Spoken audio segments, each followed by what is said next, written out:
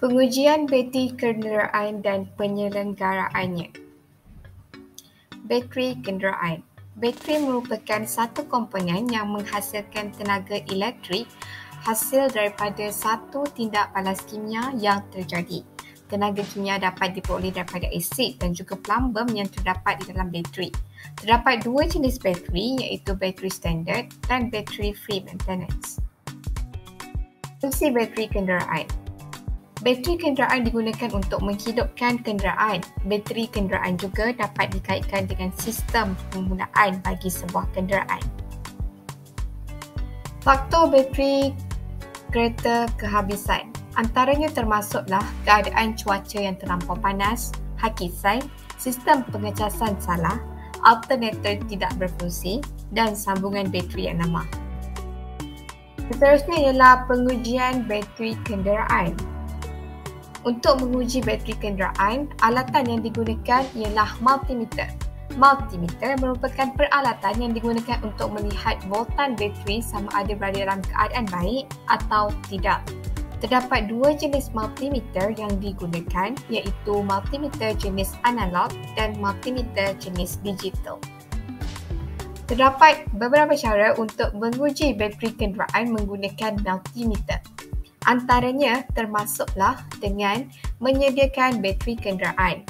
Bateri kenderaan perlulah disediakan dan bahagian bateri pada terminal positif yang berwarna merah dan terminal negatif yang berwarna hitam perlulah dipastikan tidak mempunyai sebarang kekotoran ataupun hakisan. Hal ini kerana kehadiran hakisan akan menyebabkan bacaan voltan multimeter tidak tepat. Seterusnya ialah sat multimeter.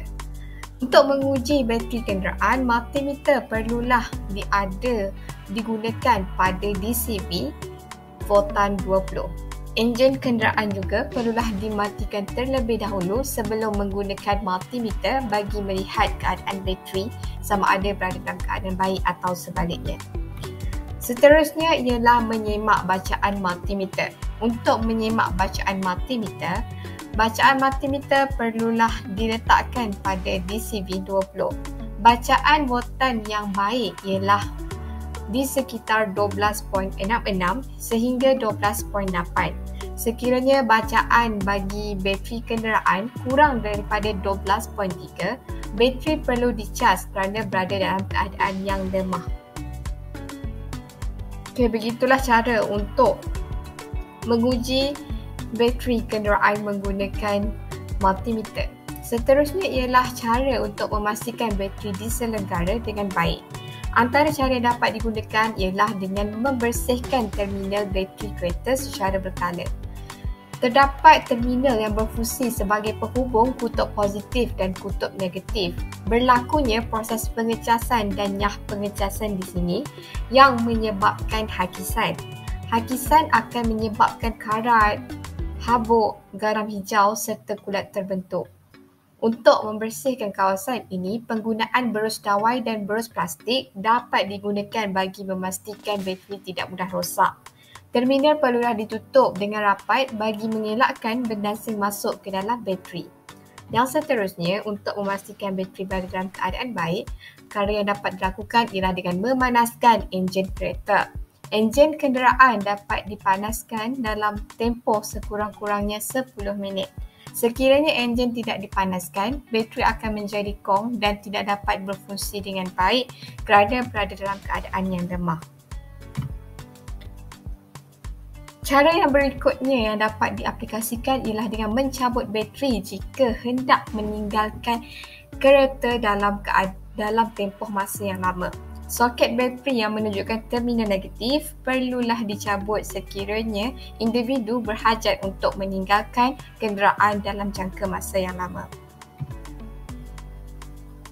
Seterusnya, pemeriksaan voltan bateri kenderaan juga perlulah dilakukan. Voltan bateri kereta adalah berbeza mengikut saiz bateri. Voltan yang baik ialah di sekitar 12.6 sehingga 12.8 volt. Pemeriksaan bateri kereta juga perlulah dilakukan apabila perjalanan telah melebihi 5,000 km ataupun tempoh masa melebihi 3 bulan. Cara untuk memastikan bateri kereta berada dalam keadaan baik ialah meletakkan bateri pada suhu pilih. Suhu yang panas atau sejuk yang melampau akan memberi masalah kepada bateri. Suhu yang panas akan menyebabkan cecair menguap dan pengecasan berlebihan berlaku. Hal ini akan menyebabkan jangka hayat bateri tidak lama. Manakala suhu yang terlalu sejuk akan menyebabkan berlakunya pengosongan cas dan bateri akan mati. Sekian sahaja sedikit perkongsian berkenaan dengan pengujian bateri menggunakan multimeter dan juga cara untuk menyelenggara bateri. Sekian, terima kasih.